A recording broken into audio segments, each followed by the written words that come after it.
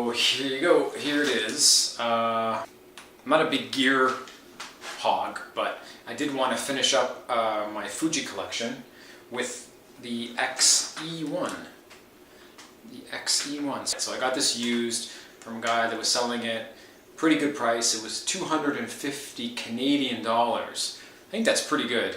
I don't know, it's like 100, no, that's like 200, maybe 180 US, something like that.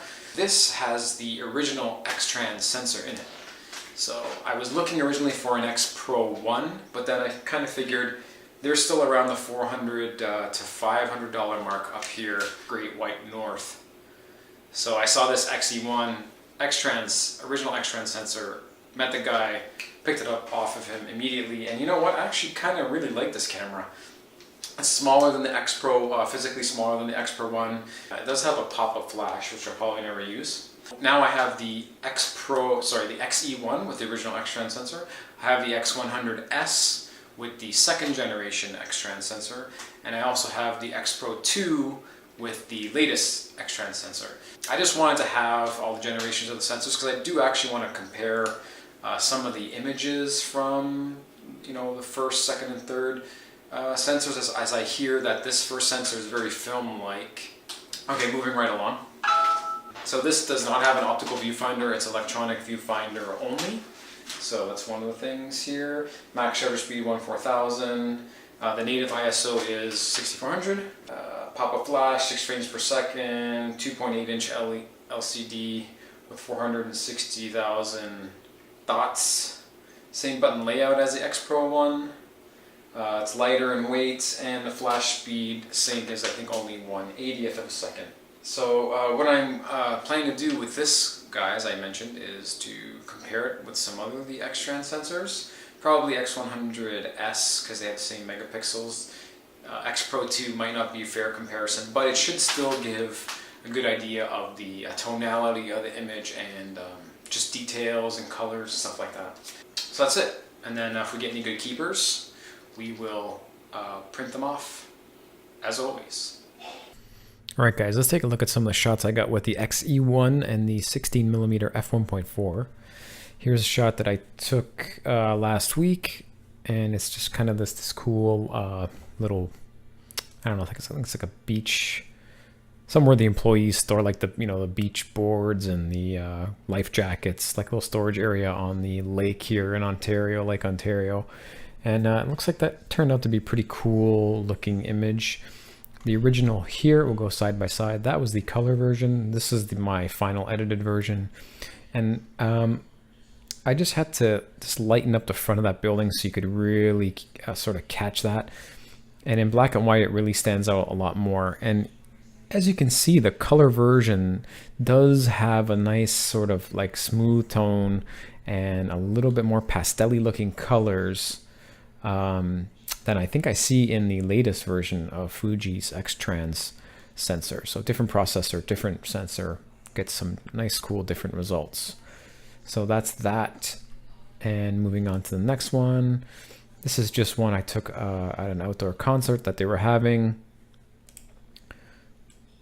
It looks pretty good. I don't think it's as sharp as it could be. What was that, 1/200th? Yeah. I don't remember really where I was focusing. I should have been focusing somewhere around here. But she is moving, so I might not have had that shutter speed high enough. If we move on to the next. Yeah, she's standing a little bit more. If we go in, she looks pretty sharp here now. And if we, oh yeah, no, sorry, I didn't edit this version. So let me just back out here and go to the final edited version. So this is the version that I edited that I thought looked the best. There's a little bit of vignetting I applied here just to sort of draw your eye into the subject, which was her, and she looks pretty good. If we go in 2:1, yeah, it's pretty sharp. It's pretty sharp. I mean, it's not super tack, but again, she's moving, and I was at 1:10. I don't know if I was in manual shutter here or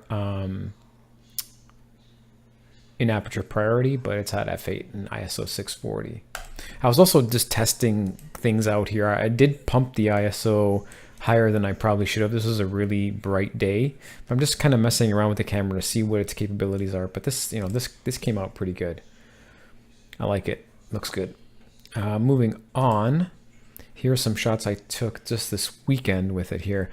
And this one here just looks cool because this is just some industrial, I think it's a water filtration plant or something. And it just really has that nice pastel-y looking color to it, which is really cool.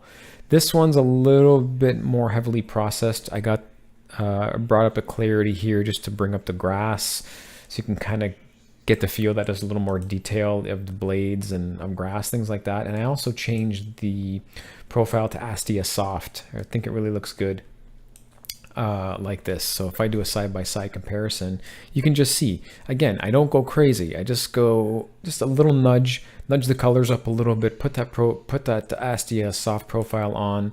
I bumped up the clarity here a little bit, whites, contrast, and that's about it. And there's not even any dehazing in this. So that looks pretty good. And if we move on, here is a shot of the Toronto skyline from one of our, well, it's not really a park. It's barely a park. Anyways, this came out pretty good. It's just a typical like shot. Nothing great, nothing special here. 1/1900th of a second, f4.5, ISO 200. And here I'm going for something a little more creative with all the junk that they throw down around here. It's all like these old construction, it's basically old construction material that they throw out here. And like these are, I think these are like beams for like a bridge or a ramp or something. Anyways, so getting in there, you can tell this gets pretty sharp in here.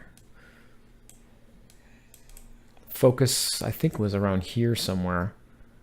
But that looks pretty good. If you want to see the original, here side by side, there you go. Actually, it doesn't look bad in color either. Again, you can tell with the X-E1, I'm pretty sure, like, look at this, look at the color in this. It's very, very, it does look kind of film-like. The more I look at it, the more it does look like it to me, and the colors especially. It's really like these colors. Sorry. Let's bring this up here. It's going nuts on me. It's going nuts. It's going nuts. Right, like look at these. They're not super bright. They don't pop in your face. They're very kind of pastel-y and easy on the eyes, and just have like a sort of different tone to them. So let's move along. You guys can tell I like black and white stuff. Again, this is where they throw, I guess, a lot of this construction junk down here by the water. It's kind of an industrial part of a park. And yeah, so there's this one. Obviously, this was like shot right in front of the sun. So I decided to convert that to black and white. And there you have it. A lot of post-processing on this one to get it to here. But don't really like it that much. Not really going to use it for anything. This is probably the best picture of the day. And this one, again, you know, when you really get a good shot with the X-E1 here, it seems like you don't need much. And this is the raw file. Look at this. There's nothing done here in the basic panel. The only thing I did, I think, was, oops, the thing I did was a little dehazing. Nothing, nothing, nothing, nothing, nothing. There you go. So just a little dehaze for the sky. And if you compare them side by side, yep, just pop the sky a little bit. Everything else is the same. Right? You have the out of focus part. Obviously, I was going for that kind of look with the sharpness. Focus nailed right here. So that's pretty sharp. So yeah, it's a kind of interesting camera. I really can't wait to do some comparisons with it. I'm not going to be able to get exact comparisons because the only lens that I really have to compare is the 27mm, because the X100S is a fixed lens. So that's a 23mm. Sorry, that's 23mm fixed. The closest I have is a 27 f2.8. So I'll just do some comparisons with that and with the other cameras, just to show you guys, and for myself as well, to look at the color tone and see how this first generation X-Trans sensor compares to the latest. See you guys later.